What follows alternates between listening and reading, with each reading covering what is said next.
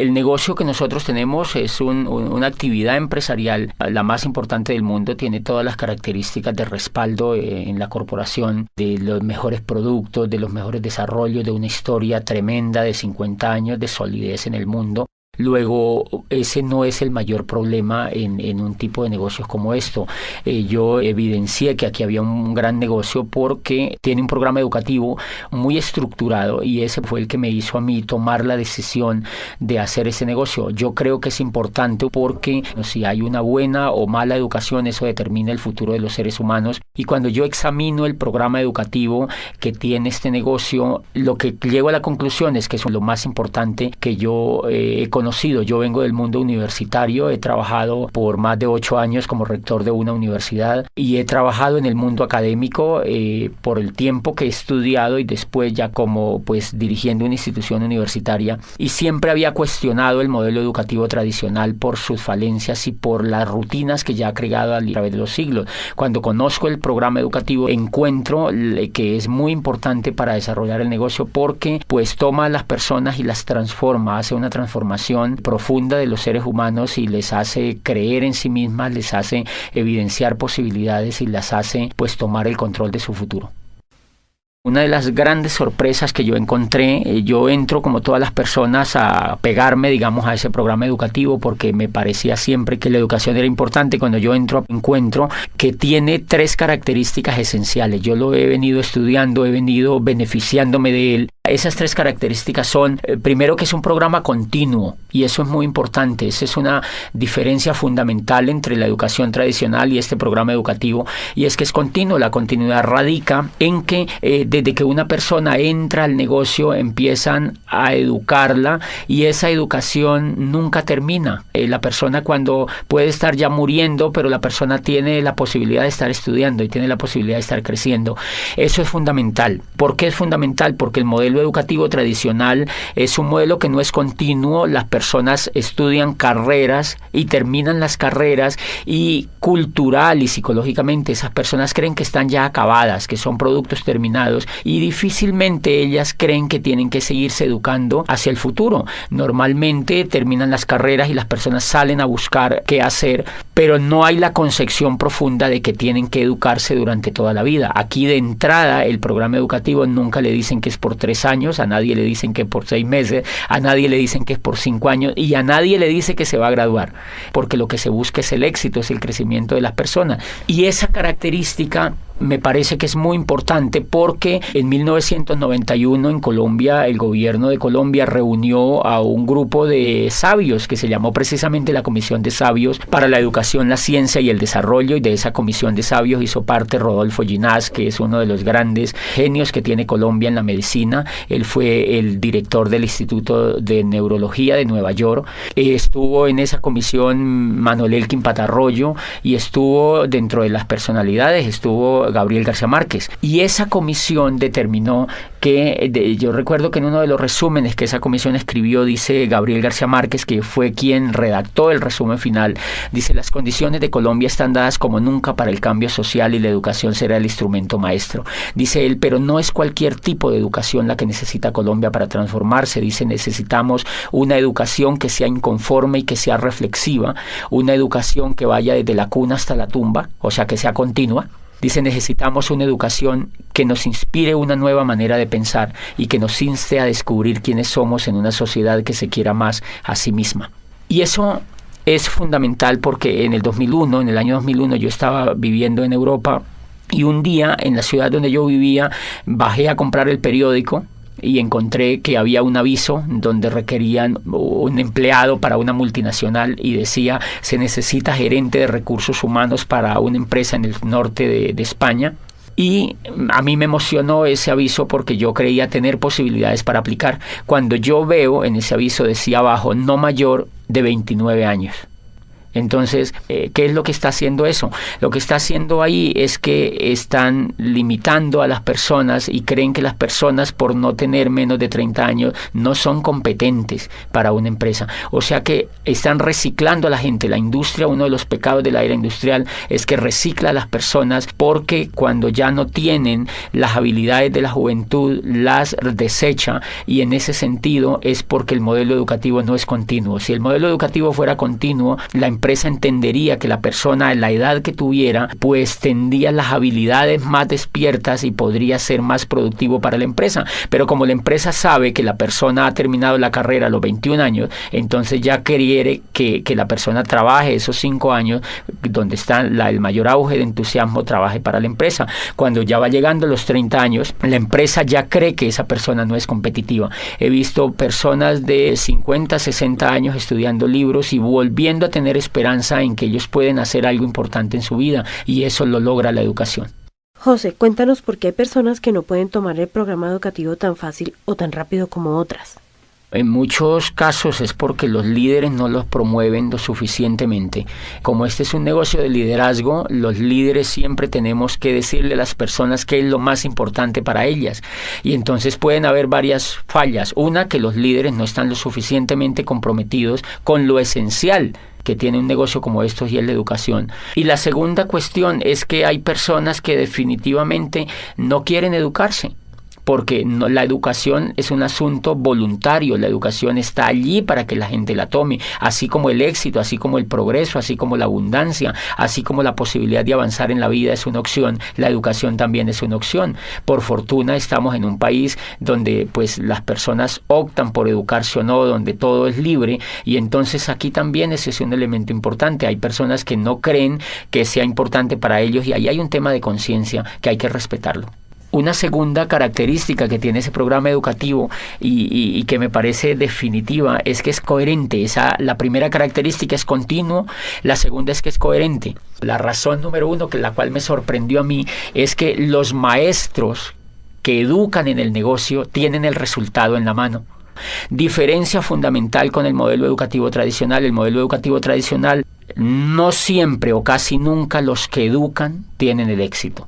Entonces, a mí me sorprendió ver que yo fui a un seminario y los que me hablaban en ese seminario eran diamantes. O sea, eran libres financieramente, y ellos me estaban enseñando a mí a ser libre financieramente. Entonces, obviamente, cuando yo escucho a alguien que tiene el resultado, eso me da confianza, eso me da fe, porque ella es una persona que tiene las mismas capacidades que yo, y entonces yo creo que yo también lo puedo lograr. Y eso en educación, desde el punto de vista pedagógico, es determinante, que la persona que eduque a otros tenga los resultados de éxito que está transmitiendo a las otras personas. Yo, cuando conocí el mundo universitario, me daba cuenta que habían profesores, por ejemplo, que enseñaban administración de empresas y nunca habían tenido ninguna empresa. Entonces le enseñaban a los estudiantes a montar empresas, pero ellos jamás habían tenido la oportunidad de tener una empresa, ni nunca la querían tener además. Y entonces encuentras tú profesores de finanzas, por ejemplo, que enseñan finanzas a los estudiantes y ellos están quebrados financieramente. Yo recuerdo una vez cuando yo estaba trabajando en el mundo universitario, entrevisté a un profesor y él daba macroeconomía, y entonces yo le pregunté, bueno, tú que sabes tanto de la economía, tú debes estar muy bien económicamente, y me dijo, no, yo la verdad no estoy bien económicamente, tengo muchas deudas, tengo problemas financieros, pero es que eso hace parte de la microeconomía y yo lo que enseño es macroeconomía. O sea que es una cosa bastante interesante, y eso tiene mucho que ver con la incoherencia. Nuestro modelo educativo tradicional definitivamente se volvió muy incoherente, y entonces tú encuentras profesores que enseñan éxito, que hablan de éxito, pero ellos no lo tienen, que hablan de dinero, pero ellos no lo tienen, que hablan de empresas, pero ellos no lo tienen. Y entonces ese es uno de los fracasos importantes del modelo tradicional. ¿Por qué? Porque los muchachos, como tienen ese espejo en sus profesores, ellos terminan duplicando a sus profesores, y eso empieza a generarse una ola de pobres que educan a pobres, de pobres que educan a pobres, que se educan entre los pobres, y todos terminan siendo pobres. Entonces por eso tú encuentras gente que les cuesta tener resultados financieros importantes, porque el reflejo y el espejo que ellos han tenido durante todas sus carreras por 20, 30 años de estudio ha sido de incoherencia. Y me hace acordar de una historia bellísima que leí en pedagogía alguna vez de un muchacho que quería estudiar cacería de dragones, era en Oriente, y él había encontrado que existía, pues la mayor necesidad de esa región era atacar la plaga de los dragones que lo infestaban todo. Entonces su padre lo lleva donde el maestro Lin, que era el más dotado en este tema de cazar dragones, y entonces el muchacho se matricula allá. Empieza a aprender primer semestre cómo cazar dragones 1, segundo semestre cómo cazar dragones 2, tercer semestre cómo cazar dragones 3, etcétera, etcétera. Pasan los 5 años y él se gradúa como cazador de dragones. Están tan contentos la familia que van a celebrar con él el grado, lo abrazan, se toman fotos, llevan la abuelita, todos los familiares, las tías, los primos, etcétera, etcétera, y los amigos, y brindan ese día porque se gradúa el hijo como cazador de dragones. Estaban tan felices que lo matriculan inmediatamente en la maestría de cómo cazar dragones, profundo ya, una maestría es una especialidad importante, y entonces el muchacho se queda ahí mismo en esa escuela de cazadores de dragones con su maestro dirigiéndole la maestría, y entonces ya empieza a profundizar cómo cazar dragones en el aire, cómo cazar dragones en el mar, cómo cazar dragones pues en la selva, y se especializa y termina la maestría. Vuelven y celebran a los 2 años y medio, 3 años, él termina, lleva 8 años estudiando cacería de dragones, y entonces celebra y sale como magíster en cacería de dragones. Se va al campo a cazar dragones y al cabo de 10 años regresa muy triste, ya más avanzado de edad el muchacho, ya está entrando en los 30 años, 30 y pico de años, y entonces le dice al maestro, maestro, yo estoy muy triste, y le dice, ¿por qué estás triste? Le dice, mire, yo estudié aquí contigo en esta escuela cacería de dragones, fui aplicado, nunca me supleteé, nunca habilité, hice todo lo que tú me dijiste, repetí todas las asignaturas, hice todo el pensum, y me gradúo como cazador de dragones, y no solo me gradúo como cazador de dragones, sino que hago una maestría en cómo cazar dragones a nivel de especialidad. Me gradúo de magíster como uno de los más brillantes estudiantes, y llevo 10 años en el campo, y no me puede creer, maestro, no solamente no he cazado ni un dragón, sino que ni siquiera lo he visto. Entonces el maestro se queda viéndolo y le dice, hijo, no te pongas triste. Vamos a hacer lo siguiente, vas a volver al campo durante otros 5 años y vas a trabajar muy duro en cómo cazar dragones. Si al cabo de 5 años no has logrado cazar ningún dragón, se le acercó al oído y le dijo, haz como yo, dedícate a enseñar a los hombres el noble arte de cómo cazar dragones. Me parece que mucho le pasa a la educación tradicional eso. La incoherencia de la educación tradicional en general radica en que el gran cúmulo de profesores que enseñan no tienen los resultados, y entonces duplican la incoherencia, y por eso la gente sale preparada para no hacer nada, porque ellos han visto que los profesores no hacen exitosamente lo que les han enseñado. La coherencia es tan importante en la pedagogía y en la educación en general que en la historia de la raza humana solamente ha habido 2 momentos importantes de éxito en la educación, y esos éxitos han estado ligados especialmente con el valor de la coherencia. El primero se presenta en el siglo de oro de Pericles, en la Grecia clásica, donde allí nace la historia. Imagínense que allí vive Herodoto, y Herodoto no estudia historia, sino que Herodoto hace historia. Herodoto escribe la historia de los griegos, y allí nace el padre de la historia, que es él. Él empieza a escribir sobre lo que le pasa a los griegos, y por supuesto que si una persona quería estudiar historia, suponiéndose que existiera una persona que quisiera familiarizarse con la historia, pues va donde Herodoto, porque Herodoto es el historiador. Y nace en el siglo de oro de Pericles Sócrates, vive Anaxágoras y vive Platón, y entonces ellos empiezan a crear las escuelas filosóficas más importantes que pues iluminaron a Occidente y siguen iluminando la filosofía occidental. ¿Qué era la característica de estos filósofos? Que ellos no fueron a estudiar filosofía, sino que ellos eran filósofos, o sea, eran coherentes, ellos hacían filosofía, y entonces pues así Sócrates empieza a hablar a los jóvenes en las calles y en las plazas, y empieza a reflexionar sobre la vida, sobre los valores, sobre la amistad, y reúne a los jóvenes y les cuenta sobre la vida, sobre el universo, les habla sobre la belleza, etcétera, etcétera, y los jóvenes son extasiados escuchando a Sócrates, de manera que esa coherencia que él tiene de no enseñar filosofía, sino de hacer filosofía, hace que Platón, por ejemplo, se interese en la filosofía, y hace que otra cantidad de discípulos que surgieron a raíz de la aparición de Sócrates en la escena ateniense, pues empiece a duplicarse, y lo que se duplica entonces es el éxito de la coherencia. Y nace también en el siglo de oro de Pericles la tragedia. Nace la tragedia, y entonces allí vive pues Sófocles, Eurípides y Esquilo, los grandes creadores de la tragedia viven en ese siglo, y pues obviamente ellos no enseñan tragedia, ellos lo que hacen es que hacen tragedia, y lo que hacen es que enseñan con el ejemplo. Nunca antes se ha visto otra etapa más impresionante de gloria, de crecimiento y de creación que la que se da en el siglo de oro de Pericles, y ha sido pues el ejemplo máximo de la educación. Y paradójicamente allá nace la historia, pero no hay facultades de historia, nace la filosofía y no hay facultades de filosofía, y nace la tragedia, la gran literatura de los griegos, pero no hay escuelas de literatura.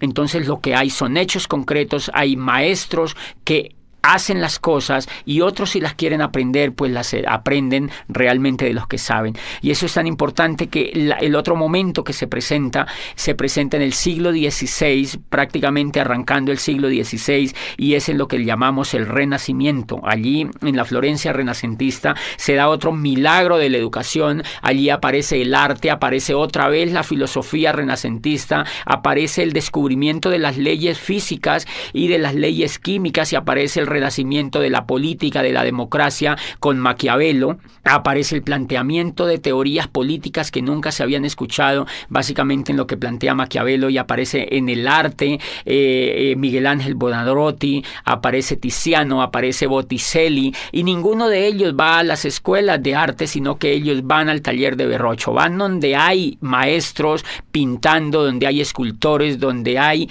realmente personas que son coherentes con el arte, y pues ellos han sido los grandes creadores del Renacimiento, la gloria, el espejo, todo el ejemplo que tuvimos hacia adelante en el tema del arte en Occidente. Por ejemplo, fíjense que toda esa coherencia hace que Newton defina su rol sobre la ciencia y desafíe los conceptos que se habían creado a raíz de las creaciones anteriores en el tema de la física. Y lo que se da en ese siglo, en ese siglo del Renacimiento, prácticamente en esa etapa, es que existen personas que son coherentes entre lo que piensan y entre lo que hacen. Nunca antes ni nunca después se presentó otro milagro de la educación tan impresionante como se dio en el Renacimiento y en el siglo de oro de Pericles.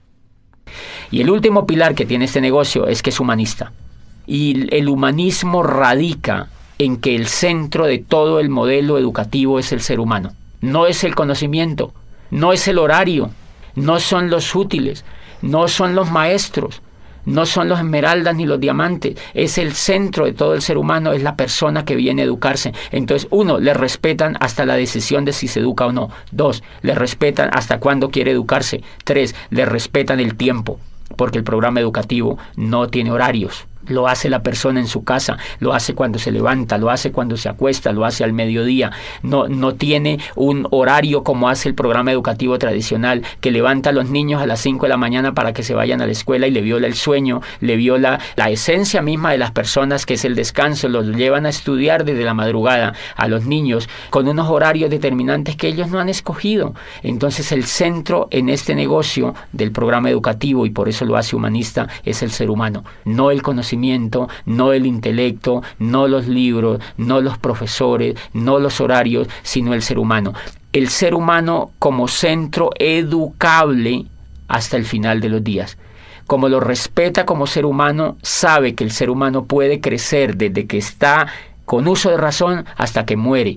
Y eso es un modelo completamente humanista. El humanismo radica, siempre que se mide un modelo humanista desde la pedagogía, se mide dónde está el ser humano y cómo se le respeta. Este modelo educativo lo que hace es crearle a la persona una inteligencia superior desde lo emocional, le genera esperanza, le genera valores, le genera principios, y todo lo orientado a la educación está basado en los valores intrínsecos del ser humano, ni siquiera en el intelecto, sino en los valores intrínsecos del ser humano. José, ¿qué diferencia hay entre el modelo educativo tradicional y el programa que estamos desarrollando en este negocio? Bueno, fuera de esas diferencias que son monumentales, Son diferencias como, por ejemplo, que el modelo educativo tradicional se enfoca en la educación intelectual. Y resulta que los grandes descubrimientos que se han hecho en la pedagogía apuntan a que el éxito de las personas en la vida no está basado en el intelecto, sino en la emoción. Entonces, una diferencia nuclear del programa educativo es que no educa el intelecto, sino que educa la emocionalidad. Hay una obra de Daniel Goleman que se llama Inteligencia Emocional, es un profesor de Harvard y fue uno de los primeros estudios serios que se hicieron recientemente sobre el tema de la educación emocional, y empezó la pedagogía a darse cuenta que la educación emocional era mucho más importante que la educación intelectual. Me explico. Si nosotros observamos, por ejemplo, escuchando o leyendo, cuando uno lee lo que escribió Einstein, por ejemplo, dice Einstein que es más importante la imaginación que el conocimiento. Lo que lleva a Einstein a descubrir la teoría de la relatividad es la emoción, no es lo que él sabía de física. Es la emoción, es el deseo de hacer algo nuevo, es el deseo de descubrir una teoría nueva, era el deseo de superar al maestro que había antes que él. Lo que lleva, por ejemplo, a Newton a descubrir la teoría, la gravedad, todo el tema de la gravitación, es porque él quiere progresar frente a lo que había antes. Lo que lleva a Galileo Galilei a perfeccionar el telescopio de Hans Lippershey y ver las estrellas y decirle al mundo que el centro del universo no era la Tierra, que estaban equivocados y que llevaban 2000 años equivocados, fue el deseo de superar a Ptolomeo, que había existido miles de años antes y que habían educado a la gente con un paradigma que Galileo cree que es falso y lo demuestra. Entonces, fíjense que allí prácticamente no hay juego de intelecto, lo que hay es un juego de emocionalidad. Y si uno examina, es el deseo de superar, es el deseo de traspasar las barreras, es el mismo deseo que tiene el atleta olímpico de superar la barrera de los 100 metros, es el mismo deseo que tiene el ciclista de correr el Tour de Francia y ganarle al otro, es el mismo deseo del Guinness Record de superar. O sea, el ser humano desde que está en la faz de la tierra siempre ha tenido el deseo de ser mejor, el deseo de crecer. O sea que lo que impulsa a los seres humanos no es el intelecto, es la emoción, y paradójicamente la emoción es la que no se educa. La emoción no se educa ni desde la casa, o más bien se deseduca. Se crean hábitos perversos frente a la emoción, y cuando uno llega a la escuela, lo que menos se le educa es la emoción. Entonces termina uno fracasado porque no le han educado el motor que tienen todos los seres humanos, y es la inteligencia emocional. La inteligencia emocional es lo que logra que una persona como Shakira, por ejemplo, a quien la despreciaban por su voz en el colegio, porque no era competitiva frente a los estándares que la profesora tenía, lo que hace que ella se vuelva en una de las cantantes más impresionantes a nivel mundial es la fe que ella tiene, es la confianza que tiene en ella misma, es la esperanza en el futuro que ella tiene, y es la capacidad que ella tiene para transformar los hechos que la rodean. Eso no es intelectual, eso es emocional. Gabriel García Márquez, desde que entra al mundo universitario aquí en Bogotá y estudia en la Nacional, de una lo que ve es que él no iba a ser un buen abogado y que el modelo que lo estaban metiendo educativo no le convencía. Él se retira de la universidad, y lo que lo lleva a hacerse el mejor escritor del mundo es el deseo, es el sueño, es la capacidad de querer progresar y la capacidad de creer en sí mismo. Y ahí hay un elemento fundamental que se llama la capacidad de soñar. La capacidad de soñar es un elemento emocional. Y si ustedes examinan, esa es una diferencia importante. El sueño, por ejemplo, está prácticamente vetado en la educación tradicional. Tú estudias 20, 30 años en la educación tradicional y normalmente a ti nunca te hablan de sueño. Nunca tú ves a un profesor hablándote de que es importante soñar. Nunca te hablan de que es importante soñar, porque ese elemento es casi cursi en la educación tradicional. Y si tú examinas todo el progreso de la historia de la raza humana, tú encuentras que los únicos que han transformado el universo han sido los soñadores. Entonces, si los soñadores han sido los que se inventaron la física, la química, la matemática, la astronomía, la música, la literatura, los que han dado los grandes avances han sido los soñadores, ¿por qué la educación no habla de sueños? ¿Por qué el sueño está prácticamente vetado? Y a uno no le hablan de sueños en la educación tradicional, a uno le da el sueño. Pero realmente allá nunca ve uno, en general uno no ve profesores soñadores. Y me llama la atención eso porque uno de los elementos importantes, la diferencia de los seres humanos con los animales, es que los seres humanos se difieren en que los seres humanos somos soñadores. Los animales no sueñan. Los animales vienen programados genéticamente para repetir lo mismo que ha hecho su especie a través de miles de años.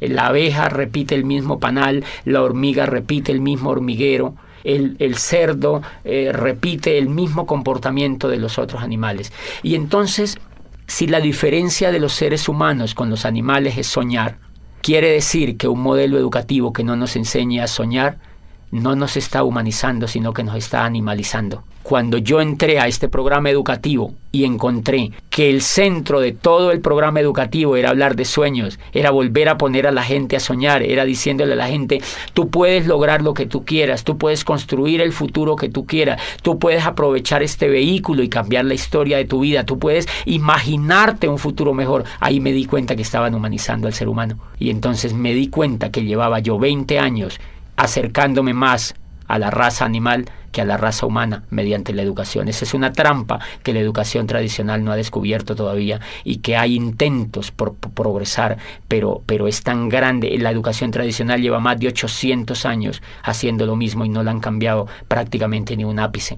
De manera que hay que entenderla, es un modelo muy complicado de cambiar, pero nosotros podemos hacer cosas por los demás y yo pienso que la labor que está haciendo el modelo educativo de este negocio pues es impresionante, porque en lugar de cuestionar lo que ya hay, hacemos realidades los sueños de muchas personas con una herramienta que es verdaderamente revolucionaria desde allí. Y los sueños son emocionales, ese es un elemento. Otro elemento como ejemplo es la confianza. Si tú te das cuenta, los Estados Unidos de América en estos momentos han entrado en una recesión. ¿Qué es la recesión? Carencia de confianza en la economía. No es que no tengan dinero, lo que pasa es que no quieren invertir el dinero. Los bancos no quieren prestar. ¿Por qué no quieren prestar? Porque no tienen confianza. ¿Por qué no quieren comprar finca raíz? Porque no hay confianza. ¿Por qué no hacen negocios como antes? Porque no hay confianza. O sea que el elemento, por la confianza se cae la bolsa de valores de Nueva York.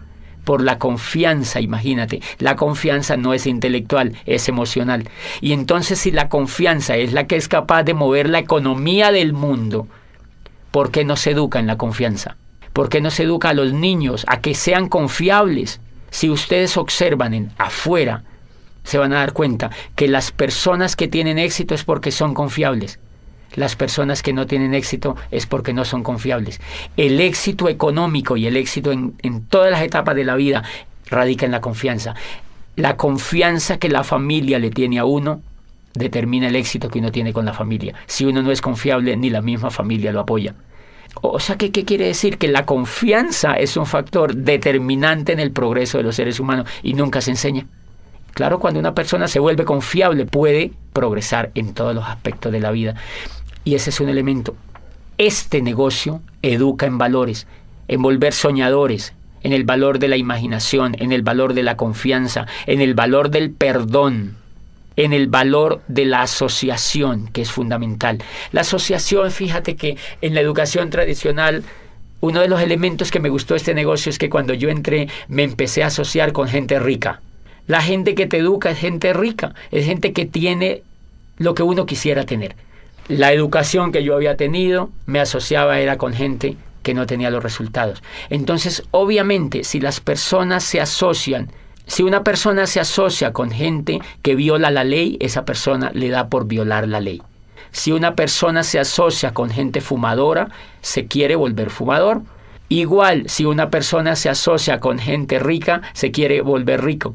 Si una persona se asocia con gente pobre, se quiere volver pobre. Porque Dios los hace y ellos se juntan, dice el dicho. Entonces tú encuentras, claro, si una persona es educada en un medio pobre, donde no ve resultados, la persona lo único que va a duplicar es pobreza. Este modelo de negocio tiene la facultad de asociar a las personas con gente que tiene resultados de abundancia y entonces eso se pega en las otras personas. Por eso crea como una especie de ambiente donde hay muy fácil la posibilidad de la duplicación, porque las personas siempre están viendo resultados y siempre están viendo posibilidades y siempre están viendo coherencia y siempre están viendo progreso. Otro elemento importante es que cuando uno se asocia en este negocio, uno encuentra gente que no se queja, gente que no habla de pobreza, gente que no te habla de crisis, gente que no te habla de fracaso, gente que no te habla de pérdida. Acá siempre te van a hablar de ganancia, de prosperidad, de abundancia, de riqueza, de amistad, de perdón, de valores, de familia, de crecimiento. Entonces, obviamente, si te están hablando todo el tiempo de eso y tú lo vives, a ti eso se te va pegando y te dan ganas de ejercerlo en tu vida. ¿Tú consideras que este programa educativo es importante para un negocio multinivel? Sí, totalmente definitivo. Y una de las diferencias que tiene, digamos, montar un negocio de network marketing con montar un negocio tradicional es que el que monta un negocio tradicional, primero, en la universidad no le han enseñado actitudes de ser empresario. La diferencia entre una persona que es empresaria y alguien que no es empresaria es la actitud. Por ejemplo, la persona que nunca ha sido empresaria, no importa que haya estudiado administración o que haya estudiado negocios, es que esa persona normalmente viene llena de miedo. A ella le da miedo arriesgarse, y el riesgo es emocional. Como nunca ha sido educada en emoción, no ha tenido inteligencia emocional alrededor de su educación en general, esa persona vive llena de miedo. Por eso se ha ido a estudiar una carrera, porque la persona no realmente, si quisiera ser empresaria, creo yo que no se iría a hacer una carrera, porque si usted examina, los más grandes empresarios del mundo no han estudiado carreras. Para ser empresario no se requiere información intelectual, se requiere tener valores de empresario, y eso no lo enseñan en el sistema educativo tradicional. Todo el negocio aquí es quitarse el miedo. Todas las personas vivimos llenas de miedo. Nosotros vivimos con el miedo. Miedo a arriesgarnos, miedo a ser el oso, miedo a quedar mal, miedo a que nos vaya mal. Siempre pensamos en qué pasa si nos va mal. O sea que llevamos mucho miedo por dentro, y esa es la razón número uno porque la mayoría de personas no son empresarias. Resulta que el miedo es el aliado número uno de la pobreza. O sea, el miedo y la riqueza no la van. El miedo y la riqueza no la van, entonces la pobreza se alía con el miedo. Y si tú observas, por ejemplo, cuando el mundo del empleo es un mundo que lo explota el miedo. ¿Por qué uno se vuelve empleado? Yo fui empleado durante 8 años. ¿Y por qué no era empresario? Porque me daba miedo. O sea, que yo era empleado era porque no podía hacer otra cosa. Cuando este programa me educa y me saca el miedo, a mí se me ocurre lanzarme a ser empresario. Entonces, ¿por qué es importante el programa educativo? Porque te va a sacar el miedo. El miedo siempre vive con uno. Lo que pasa es que el programa educativo lo minimiza, lo arrincona, lo manda a espectros donde uno no lo necesita. Y cada vez que uno se educa emocionalmente en ese negocio, el miedo se aminora. Los seres humanos en cuestiones con el miedo somos como un demaquillante. El demaquillante normalmente tiene mitad de agua y mitad de aceite.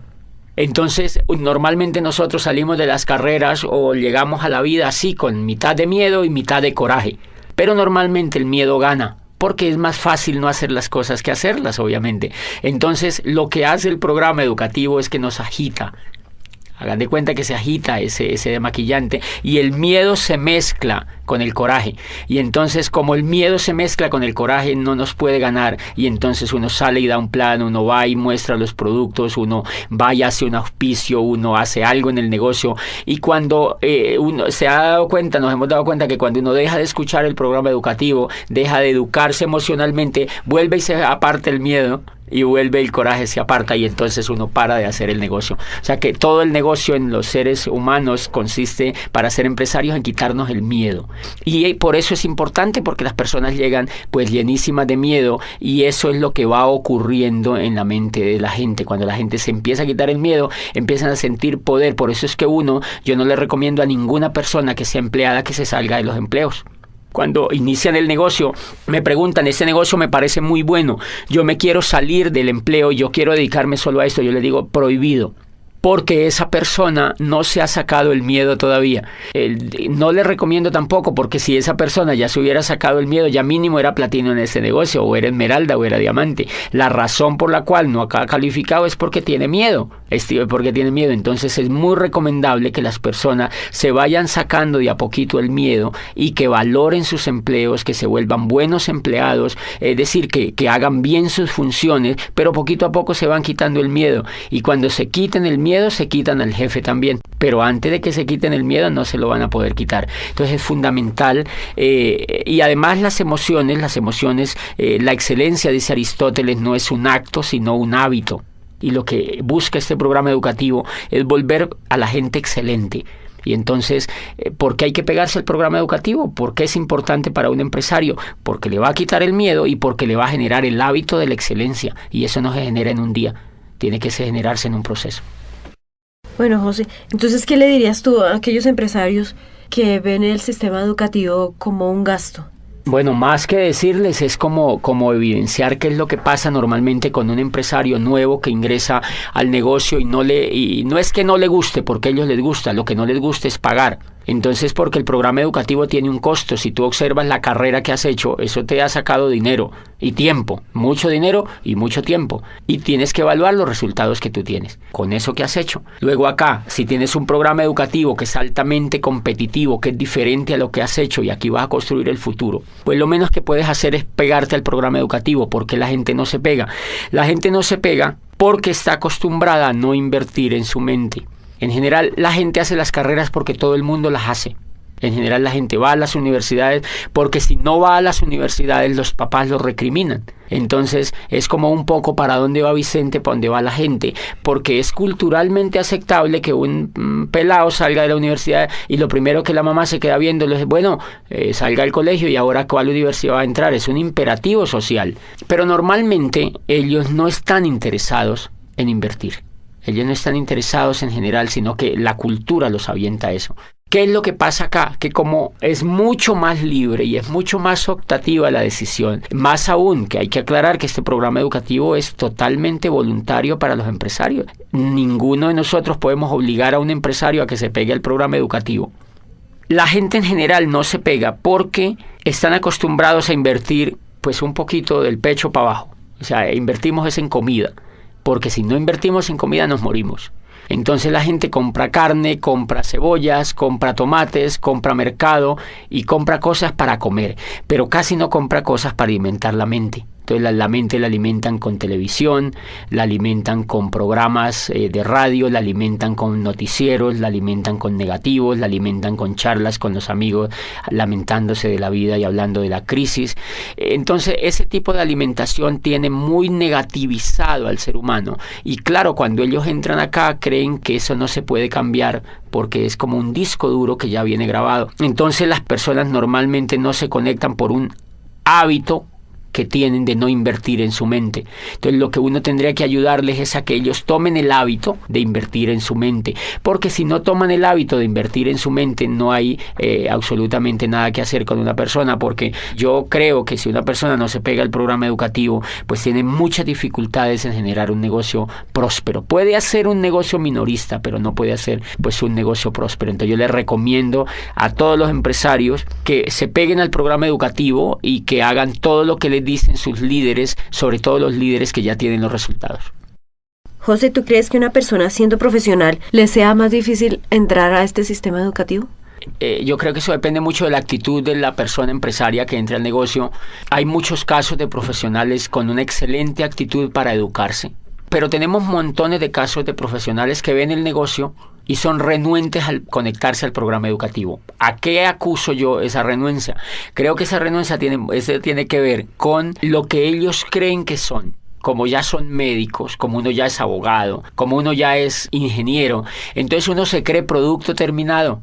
Y ellos no tienen la culpa, ellos así los han hecho creer. Eso se lo ha hecho creer todas las décadas que llevan de estudio y los grados que les han dado. Entonces se creen productos terminados y creen que esto es un jueguito, que esto es una cosa allí pues como para decidirlo de manera sencilla. O sea, no creen que sea tan importante porque se creen productos terminados. Pero cuando ellos van, digamos que entra un ingeniero, yo he tenido casos de ingenieros civiles que me dicen, yo entro a eso y eso me gusta y yo sé que eso es espectacular como negocio. Y empiezan a dar planes, y empiezan a trabajar, empiezan a querer auspiciar, empiezan a querer construir el negocio y se frenan. Y vuelven a mí y me preguntan, no sé qué es lo que me pasa. Lo que pasa es que yo voy donde la gente y me dice que no, yo a veces contacto a la gente y me dejan plantado. Y obviamente para un profesional de esos, pues un resultado de eso lo golpea. Cuando yo los escucho me dicen, no tengo resultado, yo le doy y le doy y le doy y no avanzo, entonces yo advierto muchas cosas. Él se empieza a dar cuenta de que le falta algo que él no sabía que le faltaba. Y es, por ejemplo, coraje, disciplina, perseverancia. Él se quiere rajar, por muy ingeniero que sea, él se quiere rajar al segundo mes. O sea que él en ese momento le está faltando inteligencia emocional. Él es buen ingeniero, pero como empresario no tiene inteligencia. Entonces, él en ese momento, antes de conectarse al programa educativo, él no se da cuenta que le falta la inteligencia emocional suficiente para ser empresario. Entonces, creo que esa es una de las razones. El sentirse producto terminado, fíjense que la ignorancia, decía Platón, no es un estado de escasez, sino un estado de llenura. Y entonces cuando uno es profesional, uno se siente lleno, uno se siente que se va a comer el mundo, uno cree que ya todo lo sabe. Entonces que nadie le puede venir a enseñar otra cosa. Y dice Platón, ese es el peor pecado que se comete frente al conocimiento, porque la ignorancia, dice, si fuera un estado de vacío, pues simplemente bastaría con llenarlo y se solucionaría el problema. Dice, pero como es un estado de llenura, lo que la persona tiene que vaciarse de todo lo que no sabe, de lo que cree que sabe, pero que no lo sabe, para que pues se vuelva un poco noble y empiece a aprender otras cosas. Entonces la dificultad radica allí cuando esa persona entienda que creo que es más con un estrelle que él se pegue cuando arranque el negocio y se da cuenta que la gente no le hace caso, que la gente que entra no quiere estar con él, que la gente que entra se raja y normalmente es por problemas de confianza porque no confían en él, es por problema de que no lo ven entusiasmado. Y todo eso es emocional, entonces él tiene que empezar a educar ese tipo de emociones si lo que quiere es hacerse esmeralda o diamante en ese negocio. Retomando un poco sobre lo que dijiste anteriormente, háblanos sobre la coherencia y la práctica. Este tema de coherencia y práctica es fundamental, sobre todo en este negocio. Miren, cuando yo entré me sorprende que la persona se conecta al programa educativo, o sea que lo educan exitosos, pero a la vez le dan el negocio para que vaya practicando. No le dicen vas a conectarte 5 años y después le vamos a montar un negocio. Eso sería repetir el esquema tradicional. Acá lo que le dicen es se va a conectar a un programa educativo y ya le montamos el negocio. Empiézalo a practicar. Entonces, ¿qué pasa? Que la persona cuando aprende y practica, aprende 2 veces. Y entonces esa persona tiene la posibilidad de aprender muy rápidamente, que es lo que creo que es una tremendísima falla pedagógica en el modelo educativo tradicional. Y es que a las personas se les hace ir, mire, si tú sumas, uno va al antejardín, al jardín, a la media vocacional, a la escuela, al bachillerato, y termina haciendo posgrados. Y si tú examinas durante esos 20 o 25 años, tú nunca has practicado nada. Entonces, en pedagogía existe un tema tremendísimamente desarrollado hoy en día que se llama la programación neurolingüística, y es que de acuerdo a al modelo de pensamiento en que tú estés enfocado, aprendes ciertas cosas o desarrollas ciertas habilidades o no. ¿Qué es lo que yo veo en la educación tradicional? Que como uno entra desde chiquitico hasta los 20 y pico de años, son 20 y pico de años en la educación tradicional, y el componente que existe es que uno no hace nada.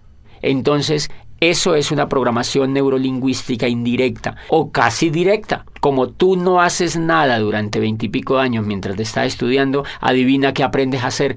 Nada. Y por eso es que después, ya cuando uno realmente empieza a aprender a hacer algo exitoso, es cuando ya está viejo o cuando ya está de mayor edad, porque ha pasado la mayoría del tiempo sin hacer nada. En cambio, una sorpresa tremenda en este negocio es que cuando la persona ingresa al negocio, le montan un negocio para que empiece a practicar. Entonces él ejerce el tema de aprender mediante el error. Aprende, practica y comete errores. Aprende, practica y comete errores. Entonces él mismo va viendo cómo es que él mismo tiene que superar los obstáculos, porque él mismo es el que está practicando. No otro por él, ni en piloto simulador, sino en la realidad. Él sabe que cuando raja a una persona, por ejemplo, es porque es mal comunicador en muchos casos. Él sabe que cuando contacta y no logra auspiciar a la persona es porque es un mal comunicador. Entonces aprende que él tiene que mejorar esa habilidad de comunicarse mejor, etcétera, etcétera.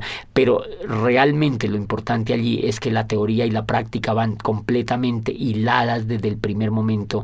Y bien, eso hace pues que hayan tremendas posibilidades de éxito. Yo mismo me pongo a examinarme. Yo estoy durante 20 y pico de años en la economía tradicional y en la educación tradicional. Y el éxito en lo que yo hago, pues en lo que yo quería hacer con mi vida, era mínimo, realmente mínimo, tanto que al nivel de frustración me había llevado. Este programa educativo, en 4 años, ha logrado lo que ningún programa educativo pudo hacer con la vida mía. Por eso pienso que el valor tremendo que tiene y el valor pues lo tiene muy, muy empotrado en la coherencia. ¿Cuál sería tu mensaje final para los empresarios? Bueno, yo creo que redondeando esto, Sonia, es pues entender un poco que infortunadamente en el mundo tradicional no hay modelos educativos que cambien a la gente de cuadrante. Por eso tú encuentras personas en la economía tradicional que montan negocios, trabajan unos años, se quiebran. Imagínate que la Cámara de Comercio tiene unas estadísticas donde dicen que el 95% de los negocios de las empresas que se montan se quiebran en los primeros 5 años. Pero nadie se ha puesto a investigar por qué es que se quiebran. La mayoría de la gente le echa la culpa a la economía, al modelo económico, a la falta de posibilidades, y eso no es real. Entonces las personas montan los negocios, duran 5 años trabajando en ellos, se quiebran, recogen lo que les queda, montan otro, vuelven y se quiebran, recogen lo que les queda, intentan ya con otro, y cuando ellos se dan cuenta que como que no funciona nada, le echan la culpa al gobierno, le echan la culpa al país donde viven, y dicen, no, yo me voy para Europa, yo me voy para los Estados Unidos, y terminan en España, allá haciendo otra cosa, y no se dan cuenta que el problema no era ni de la economía, ni de la familia, ni del gobierno, ni del país donde vivían, sino que el problema era lo que ellos tenían en la cabeza. Entonces, como ellos se llevan la cabeza para allá, el problema sigue, pero en España. Entonces, eso que nos está diciendo, que si un país quiere tener riqueza, un país tiene que enfocar su educación en que la gente se cambie del cuadrante, de que se cambie de un cuadrante de empleado o autoempleado y que se vaya al cuadrante de ser empresario. Por eso yo insto a los empresarios de América Latina a que motiven a las otras personas que conocen a que se peguen a un programa educativo que en el fondo lo que va a hacer con ellos es cambiarlos de cuadrante para que logren no solo el éxito en este negocio, sino en cualquier cosa que ellos pues emprendan en la vida.